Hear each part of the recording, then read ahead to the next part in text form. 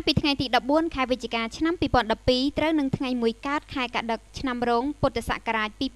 2556កន្លងទៅថ្មីនេះអាយដាមយិនកឹមសៀនអាយដាមសៀងណាំអាយដាមអុកញ៉ាលីស៊ីណានិងលោកជំទាវព្រមទាំងបុត្ររួមនឹងអាយដាមលោកជំទាវលោកស្រីជាមន្ត្រីរាជការក្នុងខេត្តសៀមរាបព្រមទាំងអាចារ្យគណៈកម្មការពុទ្ធបរិស័ទចំណុះជើងវត្តនិកវ័នរស្មីប្រាសាទខ្នាបានមានសទ្ធាជ្រះថ្លា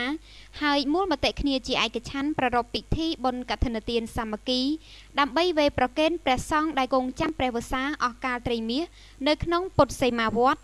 និកវ័នរស្មីប្រាសាទខ្នាស្ថិតនៅក្នុងឃុំក្រូចគោស្រុកក្រឡាញ់ខេត្តសៀមរាបហើយបច្ច័យដែលទទួលបានគឺសម្រាប់ទុកកសាងព្រះវិហារដើម្បីទុកជាប្រយោជន៍ក្នុងវិស័យព្រះពុទ្ធសាសនា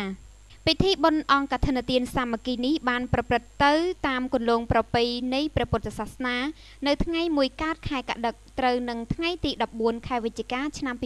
2012វេលាម៉ោង3រសៀលជួបជុំពុទ្ធបរិស័ទព្រមទាំងញាតិមិត្តជិតឆ្ងាយនៃមស្ការសមាទានសិលនិមន្តព្រះសង្ឃចម្រើនព្រះបរិត្តលុះថ្ងៃប្រហោះទី15ខែឆ្នាំដដែលជួបជុំពុទ្ធបរិស័ទញាតិមិត្តជិតឆ្ងាយរៀបចំដង្ហែក្បួនអង្គកឋិនទានឆ្ពោះទៅកាន់វត្តនិកវ័នរស្មីប្រាសាទខ្នា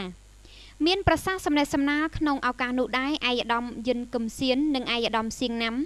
បានឧទ្ទិសកុសលផលបុណ្យដែលបានមកពីអង្គកឋិនទាននេះបានជូនដល់ដួងវិញ្ញាណក្ខន្ធរបស់ព្រះវររាជបិតាឯករាជ្យជាតិខ្មែរដែលបានយាងចូលទីវង្គតកាលពីថ្ងៃទី15ខែតុលាកន្លងមកជាមួយគ្នានោះដែរអាយដាមទាំងពីរក៏បានលើកឡើងអំពីការអភិវឌ្ឍរបស់ប្រទេសជាតិនាពេលបច្ចុប្បន្នក្រោមការដឹកនាំរបស់រាជរដ្ឋាភិបាលដែលមានសម្ដេចអគ្គមហាសេនាបតីតេជោហ៊ុនសែនជាប្រមុខបានធ្វើឲ្យប្រទេសជាតិមានការរីកចម្រើនទាំងវិស័យអាណាចក្រនិងពុទ្ធចក្របន្ទាប់មកអាយដាមយិនកឹមសៀននិងអាយដាមសៀងណាំព្រមទាំងអាយដាមលោកជំទាវលោកស្រី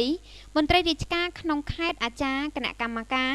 និងពុទ្ធបរិស័ទចំណុះជើងវត្តទាំងអស់ដង្ហែអង្គកឋិនទានប្រតិសិនជំវិញប្រាសាទចំនួន3ជុំរួចវេប្រគេនបច្ច័យដែលបានមកពីអង្គកឋិនដល់ព្រះសង្ឃជាកិច្ចបង្ហាញបុណ្យនៃកម្មវិធីបុណ្យ